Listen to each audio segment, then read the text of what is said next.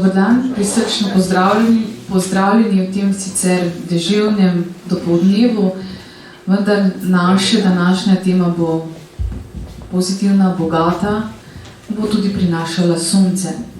Razmišljali bomo namreč o ljubezni, tisti resnični, tisti, ki spreminja življenje. Ni je vedno enostavno najti, kaj šele živeti. Nenehno nas preizkuša svoje brezpogojnosti, kaj pomeni tako ljubiti, da pri tem do 70krat, 7krat odpustiš. Pa ne le v zakonskem smislu, v zakonskem življenju, temveč življenju vsakega, ki želi živeti po veri, tukaj in zdaj. Kako v tej ljubezni rasti in zoreti, nam z 10 oprimki kaže podknjiga Biti pripravljen, ki jo bomo danes predstavili. Ob tem pa bomo tudi predstavili še knjigo Odrešenje ljubezni.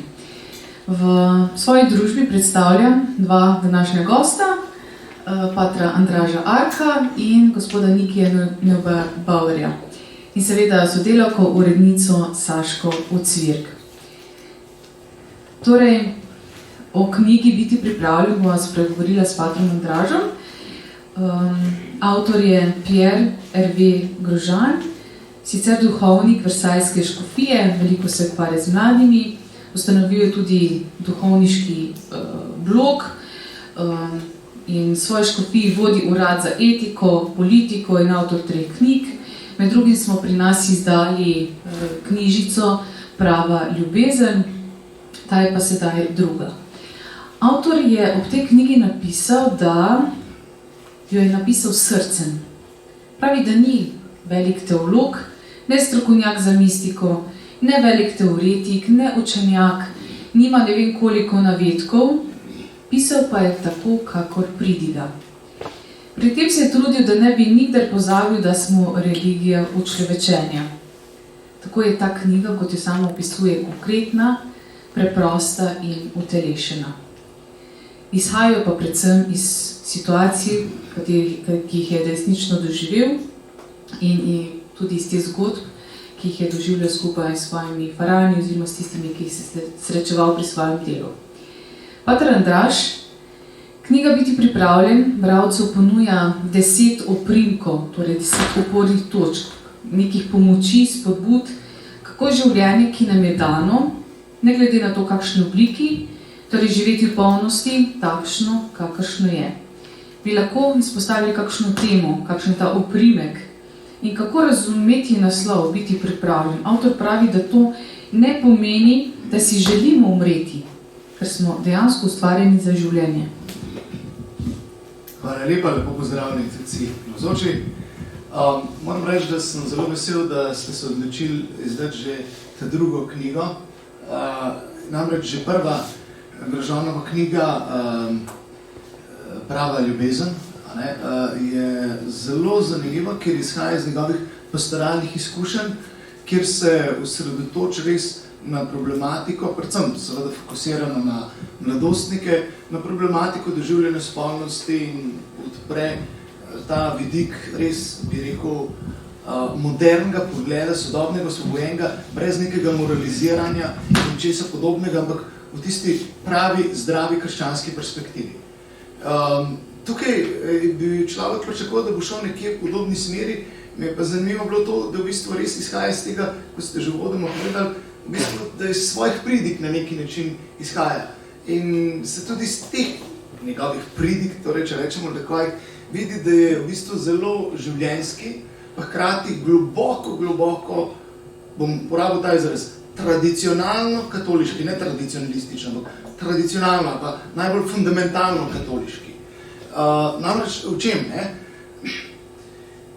Pokaže novost Kristusa, novost evangelija, pa vendarle v najbolj zakoreninjeni izvorni varianti, če vzamemo. To, kot ste rekli, recimo o zakramentih in tako naprej.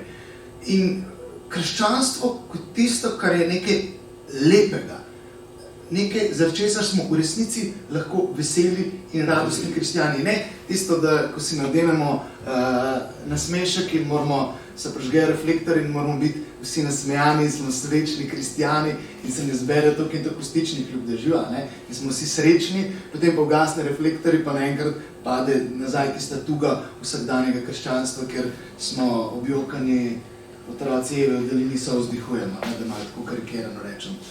Ampak tisto veselje, ki izvira iz najgloblje notranjosti, zavedanja, da smo ljubljeni in zavedanja, da smo odrešeni. Se pravi, ne glede na to, kaj se dogaja okrog mene, kaj v mojem življenju, če me lahko še tako tolče, sem lahko še tako na tleh. V najgloblji globini svojega bitja se zavedam, da sem ljubljen in da sem odrešen. In to je tisti temeljni razlog za veselje. In tukaj se mi zdi, da prav avtor skuša to na zelo specifičen način, pa hkrati bi rekel tako osvobojen način od tega. Brez da bi gledali, še enkrat pravim, skozi neko moralistično perspektivo, ampak tako, s sodobnim jezikom, pa najbolj izvorno, če rečemo. In kaj pomeni biti pripravljen v tem kontekstu, ki ste vprašali? Nameravi, govori o tisti čuječnosti, v kateri Jezus nas ves čas v evangeliji tudi spodbuja. Že same apostole v Gecemanju čujte in molite, da ne govorimo o vseh prilikah, kot so recimo tiste device z oljem v svetilkah in tako naprej. Se pravi, ta čuječnost. Ne, da bomo živeli v strahu pred drugim gospodovim prihodom ali pa v strahu pred lastno smrtjo, oziroma kdaj bo ta ura prišla, niti ne, da bi živeli v neki ležernosti, češ, zdaj sem pa odrešen, zdaj pa ni problema, zdaj bomo pa vse štiri od sebe, da bo že Gospod poskrbel, nek fideizem, sploh ne. Ampak živeti tukaj in zdaj, kjer sem postavljen, takšen, kakršen sem, s svojimi sposobnostmi, lastnostmi, tudi s svojimi šibkostmi in grešnostjo, ampak živeti svoje življenje v eni polnosti.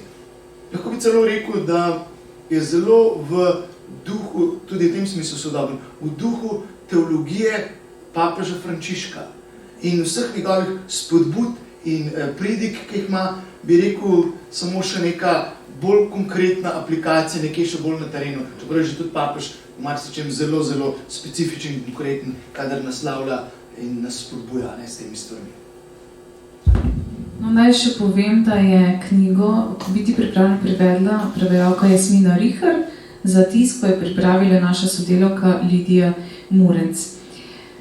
Avtor torej izhaja iz svojih izkušenj duhovnika, torej konkretnih srečanj, ob tem pa spoznava, da je duhovnik po bolečini drugih pogosto tudi sam nebogljen in nemočen.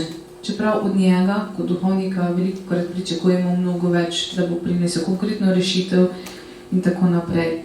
Vendar duhovnik običajno ne more ponuditi kaj več, lahko pa ponudi Jezusa. Res je, pri čemer pa tudi počrta to, da je zelo pomembno, kar je tudi že iz samih začetkov krščanstva, vsaj še lahko vzamemo iz 2. 3. stoletja, puščavske očete, da je pomembno imeti očeta, duhovnega spremljalca, tukaj zdaj oče, narekovaj, kako tudi imati, da se razumem, se pravi, on zelo specificira, si bo duhovnik, radovnica ali formiran laik, ki je lahko kot duhovni spremljevalec na poti. In hkrati obenem tudi omeni, in tudi seveda zraven citira papeža Benedikta, da je pomembno, da ima tudi vsak duhovnik svojega spremljevalca. Se pravi, da ima duhovnega očeta, ki ga vodi po tej poti. Zakaj? Zato, ker duhovniki nismo nobeni supermeni in tudi vsak od nas ima svojo grešnost, svojo šibkost in, kot ste rekli, ko se srečaš torej z nekom, ki je v preizkušnji, ne gre v bistvu iz lastnih moči, ampak iz Gospoda. Ampak če tudi ti nisi soočen z lastno grešnostjo, z lastno šibkostjo in teh trenutkov, kako si ti šel ob nekom tukaj skupaj čez, boš težko tudi z nekom, ki je v taki potrebi, zdaj ti šel skozi. In zato torej govori najprej, kar me je tako mogoče se zelo dotaknilo, kjer navaja apostola Pavla in tisto iz 2. pisma Korinčanom, ko je Pavel prosil, da ne bi Gospod tisti trn, ki ga zbada v meso, torej utrga stran od njega, da bo imel gmah, in da ga ne več zbadal. In mu Gospod reče, ne, bo kar tako ustal, moja milost je pomembna. Moč se v slobodnosti izpopolnjuje. Tukaj Pavel na koncu, on je izjemen apostol in mučenec na koncu, ampak s tem trnom je živel vse življenje.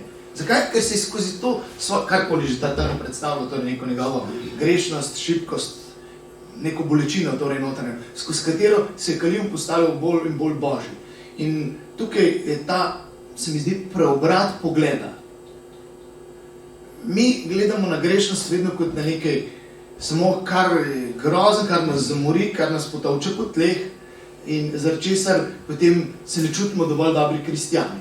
In tukaj je ta sprememba optike.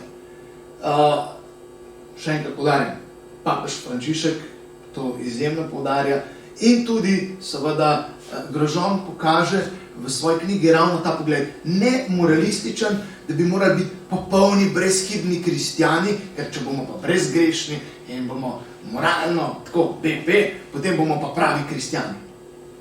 In da je to v bistvu ideologija, da je to nekaj popolnoma zgrešenega. Ampak da s tem, kakršni smo, tudi svojo grešnost in šibkost, in morda prav v svoji grešnosti in šibkosti postajamo lahko najbolj božji, če pustimo, da na tisto našo grešnost in šibkost vsi je božje usmiljenje. In da je mogoče ravno to področje boja, ki ne sme nikoli izostati. Da je ta trn, ki bo ostal do smrti, tako kot je pri Pavlu ostal. Zakaj? Zato, ker nas bo vedno spomenil, da ni moč iz nas, ampak da je iz Boga. In to se mi zdi, da je res na tako lep način to pove. Tudi ob tem, še enkrat, kot sem že rekel, s poudarkom, s tem pomembnosti duhovnega spremljevalca, kjer da eno tako čudovito prispodobo, kako se gre, ko greš ti v hribe, ne? In najameš gorskega vodnika. Ti si želiš, ampak je tam gorski vodnik, ki te pač pelje. Ampak ti si želiš, bi šel tja. In določene poti lahko celo sam hodiš, sploh nimaš vodnika. In potem pa prideš do Gospoda, kje bi zdaj šli, ga vprašaš, ne, in naprej. In tudi, ko prideš na vrh, vodnika ni več, lahko se tam sedi in ti si tam na vrhu in si dosegel ti vrh, če bi rekli s to prispodobo. In da je duhovni voditelj tukaj, se pravi, zelo pomemben, hkrati je pa on samo senca tam zraven. Je tisti, ki ti omogoča popolno svobodo in se ne odloča namesto tebe, ampak se ti odločaš. Ampak v svobodi, da boš hodil za Kristusom. In ti oprijemki, ki nam jih torej Grožon daje, so prav v tej smeri. Izhajajo pa dejansko iz njegovih izkušenj pastoralnega dela in tudi ta preprostost jezika, pa ne banalizirano, da se ne bomo narobe razumeli, zelo na preprost, pa zelo konkret način in še enkrat, kot pravim, zelo k izvirom krščanstva. V knjigi se dejansko lahko tudi vsak najde, namenjena je vsem generacijam, tudi mlajšim, ki šele začenjajo graditi osebni odnos z Bogom. Z odkritim, spodbudnim tonom torej želi v bralcih prebuditi navdušenje, da smo ustvarjeni za tisto pravo veselje. Ampak kako živeti to pravo veselje, če smo sredi ranjenega sveta, če se nenehno soočamo z bolečino, trpljenjem, stiskami in seveda tudi smrtjo. Ja, vzeti kot sestaven del življenja in kot to, kar Kristus pravi, da želi biti močenec, ne se odpove sebi, vzame svoj križ in hodi za menoj. Sprejeti torej križa, se pravi trpljenja, stiske, bolečine kot sestavnega dela življenja in hkrati ne kot nekaj, kar ne bo uničilo, čeprav me tisti trenutek lahko čustveno, totalno raztrga ali me tema zagrne, bolečina, se utopim v bolečini, ampak se zavedam, da v tistem nisem sam. Ta priklic in da skozi to bolečino mogoče postal bolj božji. To vsi vemo. Kadarkoli smo šli skozi neko bolečino čez v življenju in smo se skupaj z Gospodom, ne z lastnih moči, soočili, kar ne pomeni tudi, da nam Gospod ne pošlje kakšnega Simona iz Cirena ali pa Veronike na to pot, ampak da vemo, da iz tistega, kjer smo v resnici šli z Gospodom čez, smo ven išli bistveno drugačni. Osebno drugačni in tudi v odnosu z Gospodom predvsem drugačni. Ampak ne gre brez križa in v tem tudi Grožon jasno govori, da smo kot kultura, ki bi radi to izrinali iz svojega življenja in se imeli samo lepo in tako naprej. Ne. Mislim, mi samo kot kristjani lahko lepo na, kot sem prej omenil, srečanih stični, na nekih skupnih slovesnostih, molitvah za duhovne poklice, župnijskih piknikih in tombolah in različnih kulturnih dogodkih. Ampak čez to vse to, ali pa če vzamemo še v smislu tradicije, ki je bolj kulturna, ne, pa etnološka, bi rekel, se pravi butarce, papirhi, pa tako naprej, ne, vse to so lepe stvari, ne. Ampak če ostanemo samo pri tem, je potem to samo neko kulturno krščanstvo, ali pa, kot je rekel pokojni slikar Leon Koporc, je to etnološki kristjani, ki so te zadeve pomembne, ne. Veselje, ki izvira pa iz tega, da smo odrešeni in ljubljeni. In da me ima Gospod rad tudi takrat, ko sem totalno zablodil in totalno prestal v gnoju zaradi greha.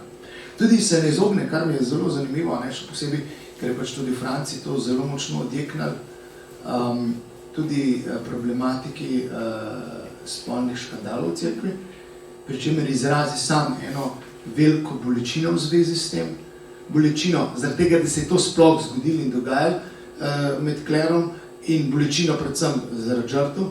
Hkrati pa tudi bolečino vseh tistih, ki se iskreno trudijo zaživeti svoje krščanstvo, svoje duhovniško, redovniško poslanstvo in padejo vsa senca tudi na to. Tudi znotraj tega mi je zanimivo, ne, kako popelje po tej poti odrešenja, da se tudi mi kot kristjani ne bi o tem zataknili. Se pravi, po eni strani bili iskreni, rekli, to ničelna toleranca, kot pravi papež, in na drugi strani, da se nam zdaj vrteli okrog samo tega, ampak pogledati, kaj po resnici delamo ostali, ne, kjer ni zapletenosti v to. No.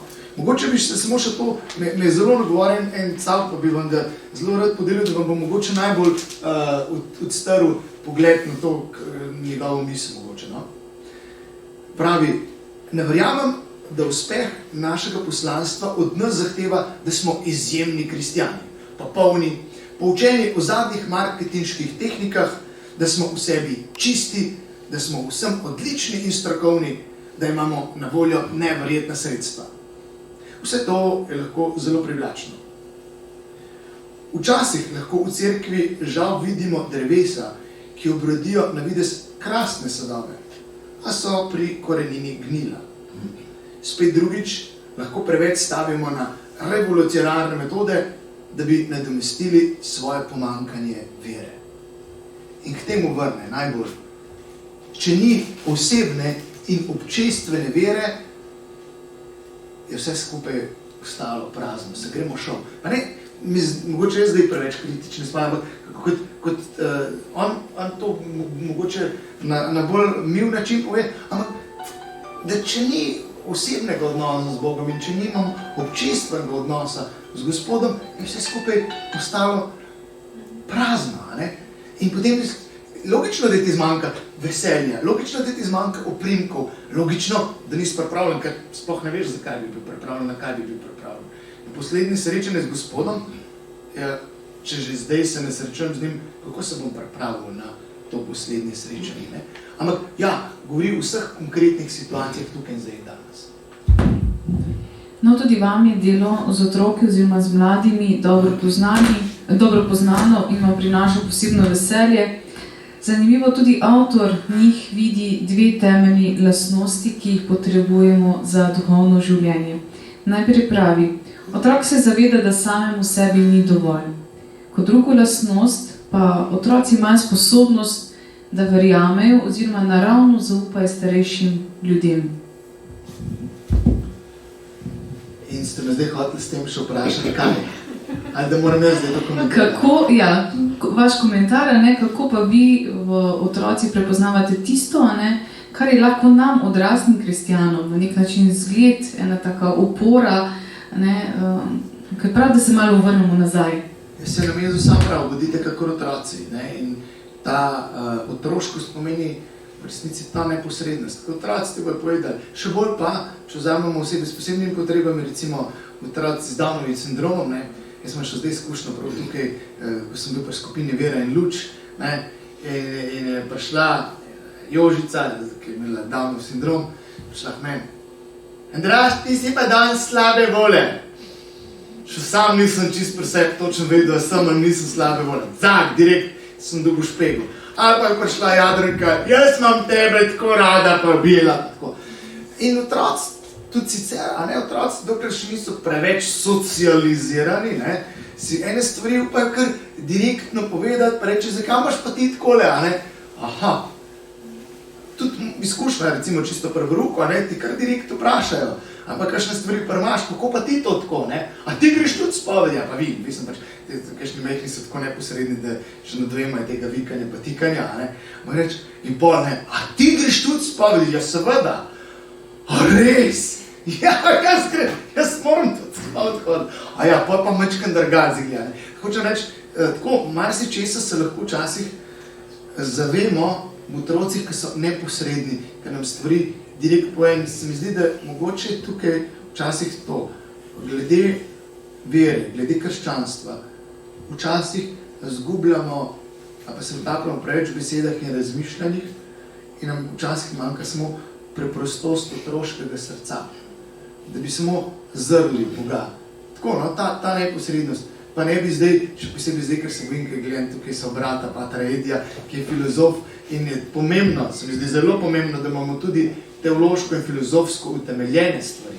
In cenim tudi vse naše filozofe, še posebej frančiškanske v zgodovini, ampak tudi z tega vidika tega ne smemo nikoli zanemariti. Tukaj mora stvari stati, ta teologija in filozofija morata biti. Hkrati, da se pa ne zgubljamo v nekih besedah, ampak zred Boga preprosto in neposredno. No? To se mi zdi oboje. Se pravi, vedeti, znati, umeti, pa hkrati, predvsem, da se ne ustavimo v tem, da bi nas zablokiral v neki visoki teologiji, ali v nekem tudi preprostem krščanstvu, ki je lahko zbanalizirano in zgubimo in je kar samo malo po občutju, kot smo danes in smo že lahko na robu nekega New Age-a, ker delujem po nekem svojem občutju. Ne, ampak ta otroškost pomeni, da si lahko kljub znanju ali pa manj znanja, ni pomembno tukaj, dovoljmo to preprostost v odnosu do Boga in tudi do bližnjega. In tega nam manjka. Mogoče te tudi otroške prostodušnosti, ki smo mogoče bili kristjani preveč zategnjeni, no, se mi zdi. Mora biti vse tako, mora biti, od zmeraj je bilo tako, tako bi bilo prav. To smo zmeraj zapadimo ta moralizem nazaj. Bi bilo nekaj zelo dobrega in se mi zdi, da tukaj ta prinaša precej, bi rekel, za vsakega od nas, ko beremo, lahko eno osvobajanje znotraj. No? Nič revolucionarnega, pa nič ne pričakujte nekaj tako blazno novega, ampak preprosto samo en osvobojen, svoboden pogled stran od moralističnega, o čemer smo dostikrat bili tako vzgajani noter. No? In s čemer še zdaj, še zmeraj župniki zapadamo, kdaj pri pridigah. Prav bi bilo tako, morali bi, ne, in tako naprej, pa se mi zdi, da je to bolj, če se gremo v evangelsko varianto, bolj una farizejska linija, ne pa Gospod pa apostoli. No, posebnost te knjige je tudi ta, da je ni treba brati od začetka do konca, ampak nekako lahko izbiramo poglavje, kot nam mogoče v nekem trenutku bolj ustrezajo. Gre torej za meditacije, ki nam pomagajo odkriti, kako konkretno živeti v veri. K nenehnemu iskanju ljubezni, ki odrešuje, pa nas vabi tudi druga knjiga, Odrešenje ljubezni, in predajam besedo. Hvala lepa. Lepo ste pripravili teren, namreč Odrešenje ljubezni je pa zelo čuten ljubezenski roman, nekaj smo že govorili o tem, kaj pomeni spolnost v tem pravzaprav svetopisemskem posvečenem pomenu in vsakdanjem.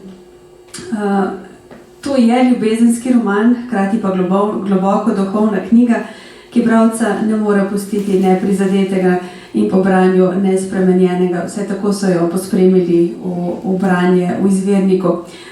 Pater Andraž, kako je vas našla ta knjiga? Ker namreč vi ste zaslužni, da ne rečem odgovorni, da je našla nas. Zakaj vas je tako nagovorila?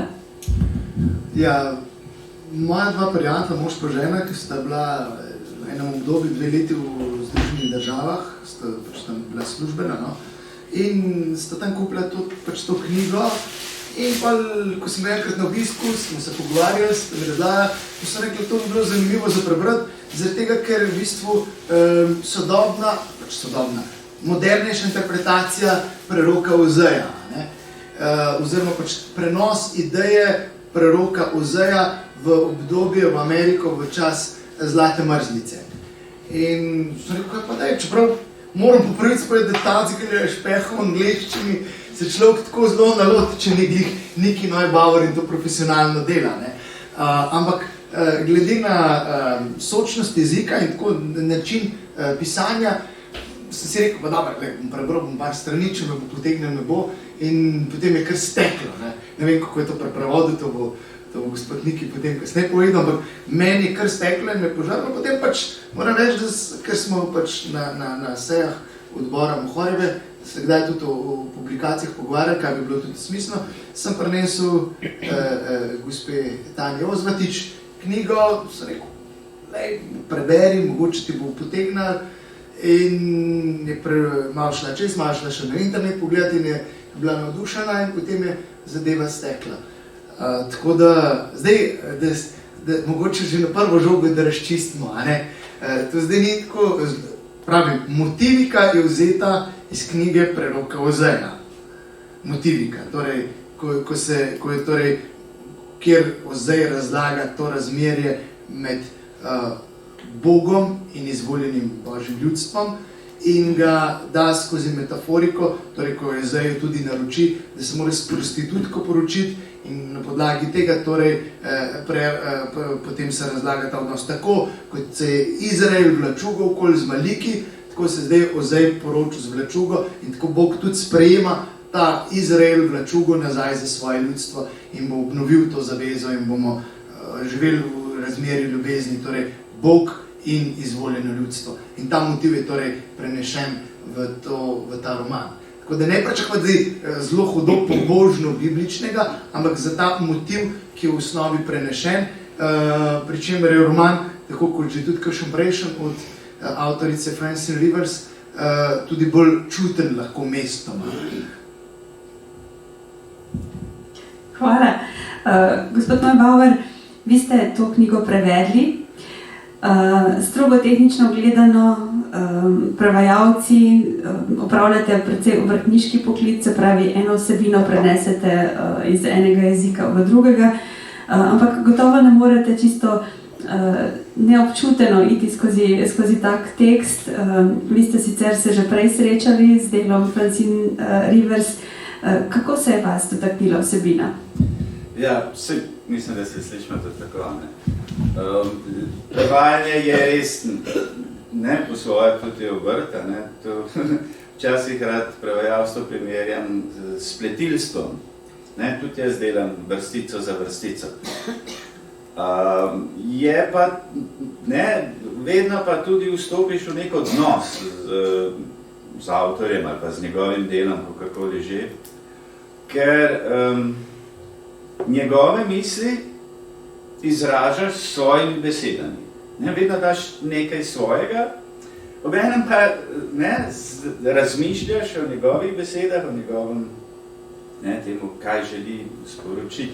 Tako da v vsakem odnosu seveda se splete neka vez, tudi v nekem čist trgovskem odnosu, ne? Nekdo nekaj da, nekdo dobi,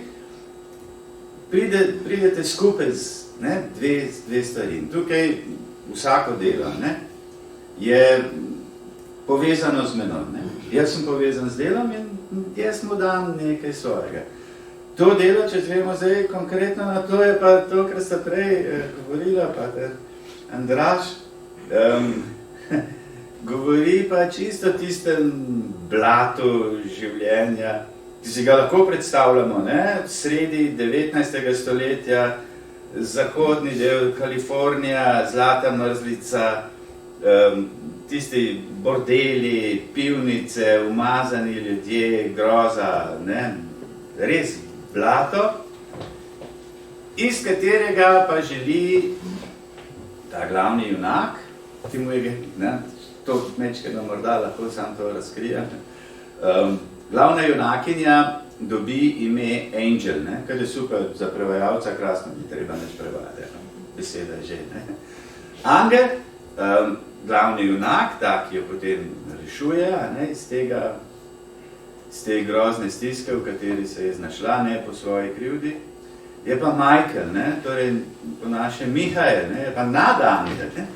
Tako da lahko to delo beremo na več ravneh. Na prvi seveda čist roman, pustolovski, ljubezenski seveda odnosi, na drugi ravni pa lahko čutimo seveda tudi to navzočnost nekega božjega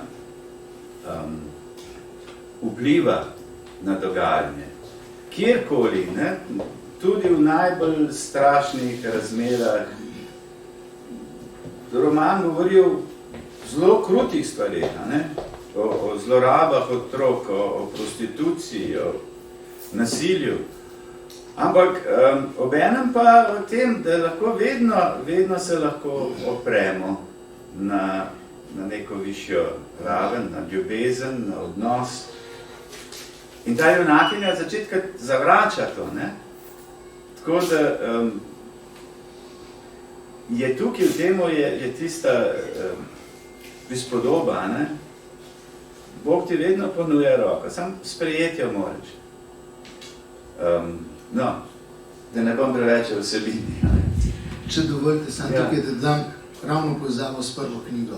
Če smo govorili, kje konkretno Bog vstopil v življenje, pač tukaj je narejeno pač na fiction varianto, ampak hkrati govori ravno o tem, kako lahko Gospod vstopa v naše življenje in nas v največjem blatu rešuje in vam potegne. Tudi, kadar mi ne želimo iz blata, ker nam je povsem tam mogoče boljš, kot pa nekje, kjer smo bili prej, ne, v neki puščavi. Ja.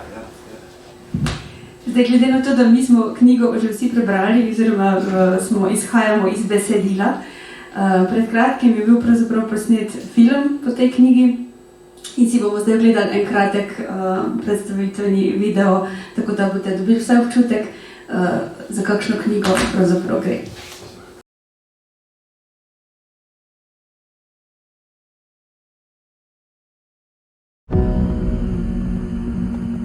Told your mother I would take good care of you. I love you more than anyone in this whole wide world. Her mom was dead. She'll be better off here. No, she won't. What's her name? You can call her whatever you want. You'll be my little angel from now on. Angel, how did you end up in this place? She doesn't talk about her past. You got any big plans? Plans? She can't keep me here. You forget where I found you, Missy. I made you a princess. You're the Power Ranger. The only girls who leave here are too old, too sick to work, or dead. I'm gonna kill you. You are not hidden. She's something to see, ain't she? There's never been a moment you were forgotten. That's Angel. You are not hopeless. No one gets within a foot of her for free. I have to meet her. What's your pleasure, mister? I didn't come here for the bat. I hear you whisper underneath your breath. You're gonna marry me. Take me away from here. Give me the life I deserve. I've got too many demons. I don't know how to love. You did not choose the life you have, but you can choose the life you want.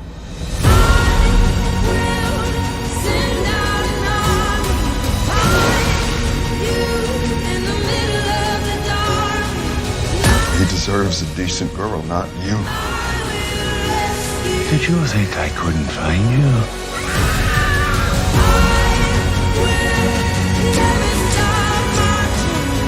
You have to stop thinking that I'm gonna be something that I'm not. That way is home. Your choice.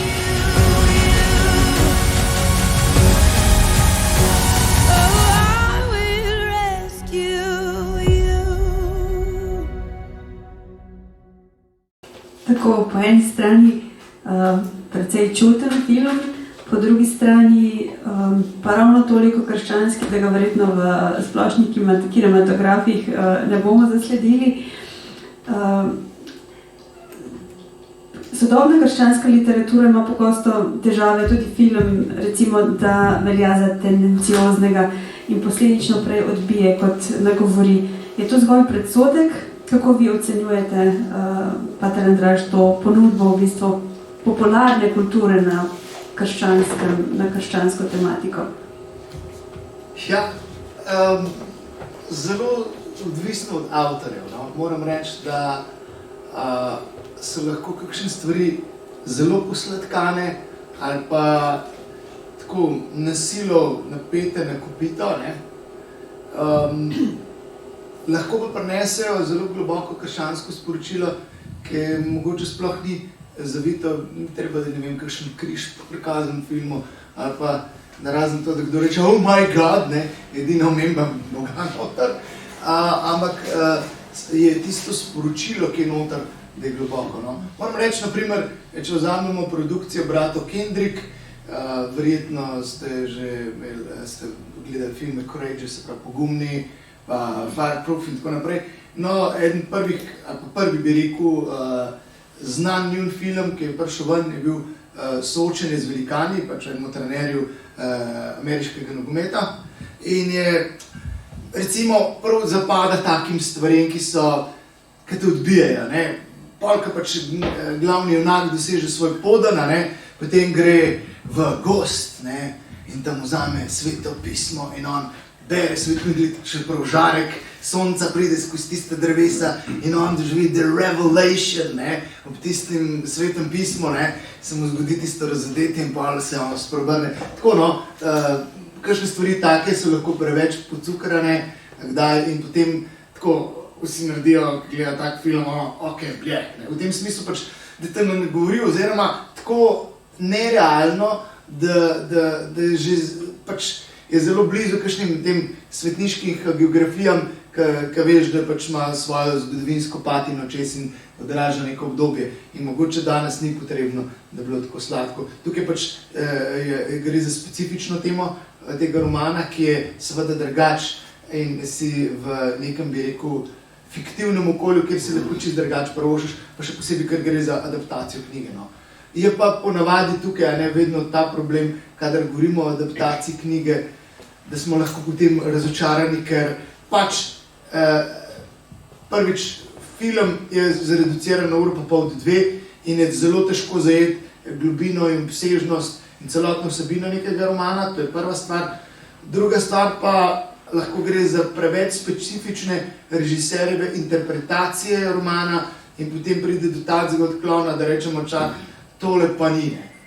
Moram reči, da edini tak film, katerega sem bil pa zadovoljen tudi, da je pa celo po mojem okusu pač boljši kot knjižni original, je knjiga Anonimni katolik, ki je šla pri družini pred približno 10 leti in je potem pisateljeva žena tudi posnela film in se vidi ta ženski dotik filma, pa še s to razliko, da mislim, da ona tudi se niti nekaj posebej spreobrnila za razliko od njenega moža, ampak je skušala res skozi to izkušnjo ob možu, posneti ta film in se mi zdi, da je mnogo boljši tako v tem smislu enega pričevanja in odpiranja tudi zgodbe o izgubljenem sinu, kjer lahko deluje, bi rekel, bolj evangelizacijsko ali pa nekoga se dotakne, ker je tudi na koncu odprt, kjer reče, a zdaj boš šel ti vsako nedeljah maš? On reče, bom še videl.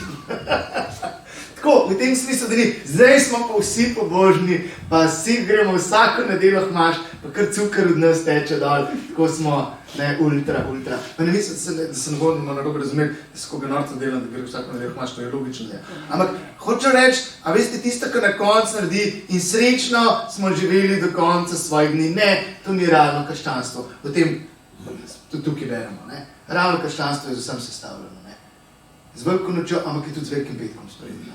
Zato. In tisto, česar jaz ne maram, mislim, da ste tudi vi malo zdaj provocirali, da na koncu vse polito s cukrom in smo vsi tako srečni in veseli kristjani. Zvodniki, koliko imate vi izkušnjo ravno s tem, oziroma tudi glede na to, da pri vašem delu lovite te pomenske odtenke med vrsticami, kako jih potem sledite v filmu, recimo, ko gledate kakšno adaptacijo kakšnega dela, ki ste ga malo bolje poznali? Ja, jaz imam precej drugačen odnos do knjige, ne, ker je to ker traja nekaj časa, da eno tako knjigo prevedeš, ne? In ves ta čas v bistvu živiš s tem dogajanjem v knjigi, ne? V filmu pa to potem, nekako preleti vse skupaj. Ampak ne, to sta dve različni zvrsti umetnosti, ne? Književnost pa film lahko oboje seveda lahko prinese, ne? Dobro ali pa slabo, ne? To je pač odvisno, ne? Sej, pisateljevanje za razliko od prevajanja pa je umetnost, ne? Pa ni obrt. Seveda moraš imeti neko znanje pisanja, ampak pisateljevanje mora pa povezovati vsebino, čustva, duha, dobro, ne? Dobra literatura, to vse skupaj zlije skupaj in bralca povzdigne, vedno prispeva k njegovi rasti, ne? Ni pa nujno, da je to, ne vem, strogo neka resna tematika. Duhovitost, humor, ne, ima lahko izjemno težo, ne? Sej duhovitost že sama beseda vsebuje duha, brez duha duhovitosti ni. Ne moreš biti duhovit, če si brezdušen, ne? To, kar ste zdaj povedali, greste v smer, da je lahko taka poduhovljena, dobra literatura, tudi kakovostna, lahko tudi zabava. Ni to prepovedano. Pri nas pa v nekem velja neko prepričanje, da če je nekaj res umetniško in kakovostno, potem se gremo malo pomatrati na koncert, se treba prebiti skozi knjigo. Skratka, ne sme biti nekaj lepega, ne sme biti nekaj zabavnega, da je kvalitetno. Ne, kje pazi.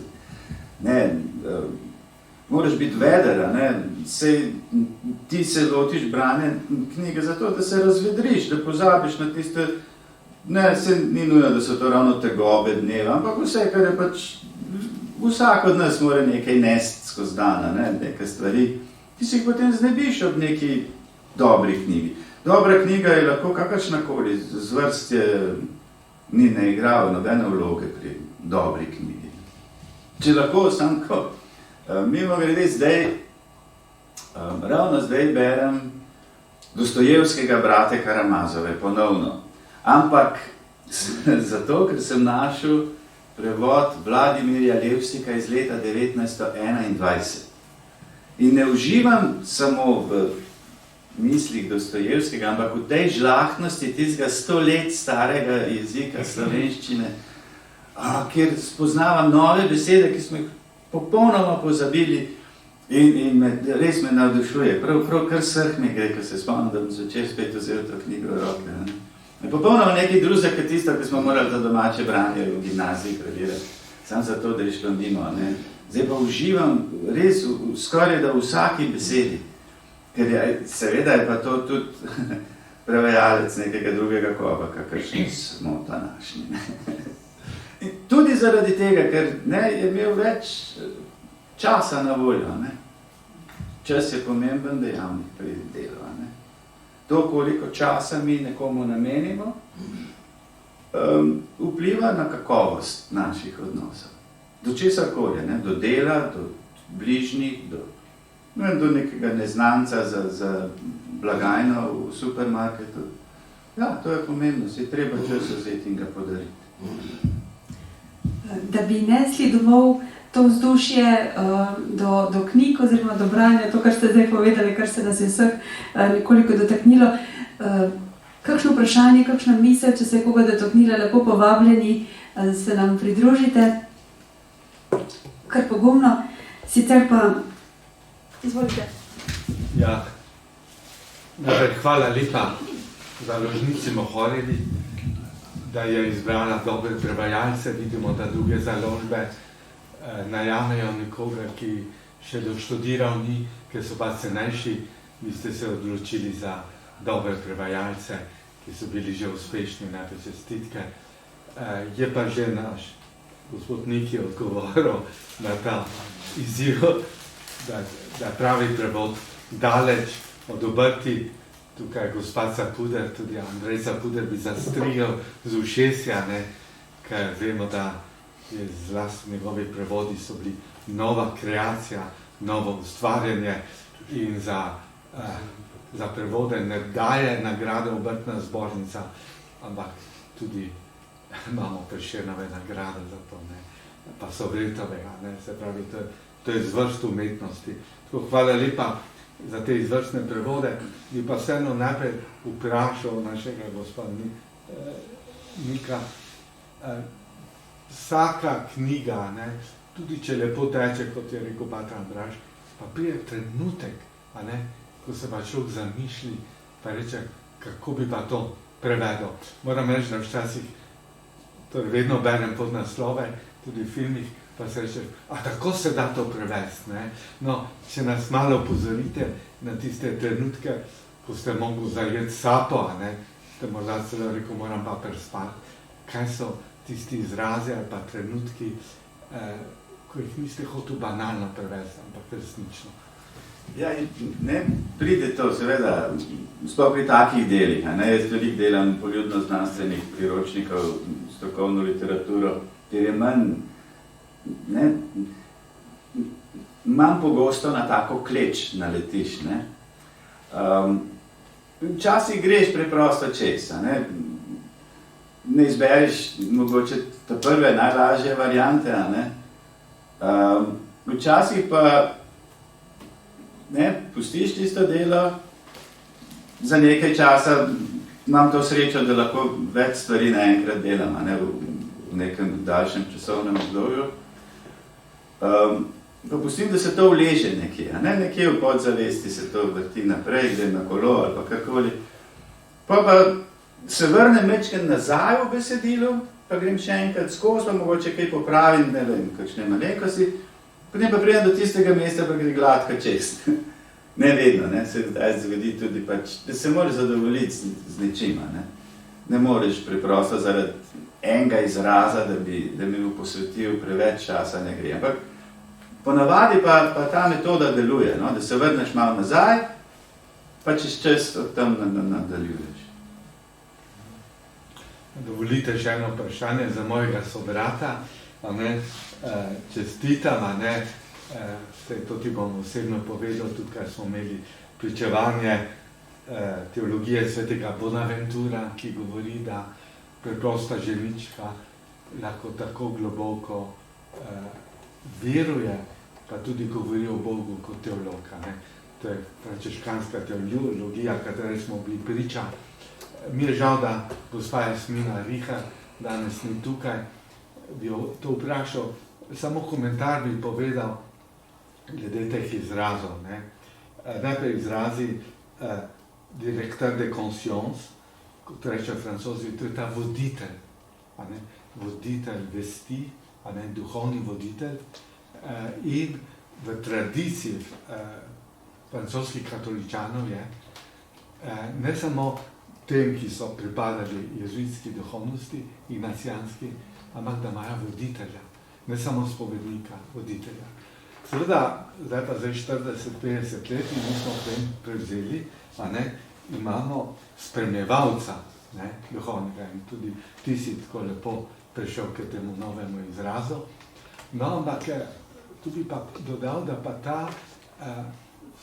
ta izraz, akompanjator ali pa kompanjer, spremljevalec, spremljevalka, pa ni tako, bi rekel, vsakdanji, kajti Francozi so se odločili, da sobivanje dveh ljubečih oseb ne uporabljajo ameriški izraz partner, ampak rečejo ma douce compagne, moja sladka spremljevalka. Spremljevalec izraža v francoščini tisto intimnost, ali pa globoko povezanost dveh oseb. No in v tem smislu hočem reči, tudi ona svetuje, da potrebuješ ljubečo osebo, tudi avtor potrebuje, ki te spremlja, ki ste vodili. No, zdaj pa k vprašanju tej misli, moram, če damo francoski kontekst, je pred 40 leti že odlično razvijal Brat Rože iz Tezeja, kako me Bog ljubi s mojo pomanjkljivostjo verjeta, in se potem nekako razširila in hvala Bogu, da je prišla tudi k poklicnim pridigarjem, katoličanom, kar sem ti lepo razložil. A ne? Jaz bi pa vseeno vprašal to, si Frančiškov brat, zdaj te že obleka izdaja, ampak to želim reči, ne? A si imel občutek, da je v bistvu to zelo Frančiškova duhovnost, Frančišek, ki se je sam imel za velikega grešnika in sam je rekel, Bog me je izbral za takšno službo, ker ni našel večjega grešnika kot jaz. Ne? In se pravi, da ta iskrena ponižnost, sprejetje grešnosti je pravzaprav pot do tistega pravega veselja. Ja, hvala za vprašanje. Ja, ne samo sveti Frančišek, ampak tudi papež Frančišek, ki sem ga vsaj dvakrat omenil, če ne trikrat, ki morda celo predstavlja, govorimo o papežu zdaj, sintezo nekje tako Ignacija kot Frančiška, ne, v svojem načinu delovanja. In bi prav rekel, da se v obe teologiji lahko začuti tudi pri Grožonu, se pravi, nekaj še vedno tega jezuitskega v smislu razločevanja, kar nam lahko zelo prav pride pri dejansko razločevanju duhov, kar tudi samo v enem od poglavij omenja, ne? In hkrati tej preprostosti, oziroma pa teologiji, ki izvira od spodaj, torej Frančiškovi drži. No? In se mi zdi, da dela eno močno sintezo, ki jo danes torej tudi pooseblja papež. Kar zdaj pa osebno spremljanje, duhovno spremljanje, ne? Jaz zdaj za francoski teren nisem poznal, ampak tisto, kar recimo z teh dokumentov, akompanjamento, torej pravi Italijani, pa izvira lahko na neki način, pa najdemo tipologijo za to v Emavškem dogodku, ko torej gresta Kleopa in oni drugi vsa žalostna in potem se jima pridruži Jezus. To je recimo model, ki ga imamo že biblično podanega, kar pomeni duhovno spremljanje. Ona dva prideta potrta, duhovna tema je, on se jim pridruži, ima da možnost, da spregovorita, izrazita svojo temo, bolečino, razočaranje, potem, ker sprazneta to ven, nastane prazen prostor, da lahko on začne o Mojzesu in preroki govoriti, da se je to tako moralo spomniti in tistem v njima zasije torej luč upanja nazaj in tolažba. In s tem slednjič, potem, ko pristane torej v Euharistiji, v Emavsu, pride do te poti naprej, ko je šel lahko človek v svojem duhovnem in osebnem razvoju en korak naprej. No? In tukaj je ta vidik tega spremljanja, se mi zdi, ki ima to, bi rekel, biblično tudi tipologijo prav v Emavškem dogodku. Če lahko se sam navežem na to, ne, pa na tisto, ki ste rekli, glede izrazov, ne? In če se vrti spet nazaj k Dostojevskemu, tam je ta duhovni spremljevalec v samostanu, je starec, ne? To je njihov izraz za duhovnega spremljevalca, ne? Mentorja, duhovni oče, ne? Starci so bili, stareci, ne? Mi pa imamo tudi en zastarel že skoraj izraz, ne? Drug, ki je pač od teh nedavno minulih časih dobil napačen pomen, ne? Predvsem iz teh kroatizmov. Drug in družica. To izhaja iz družbe. Tisti, ki ti dela družbo, tisti, ki je s teboj, tisti, s katerim ti tvoriš družbo. Ne? Dva sta že družba.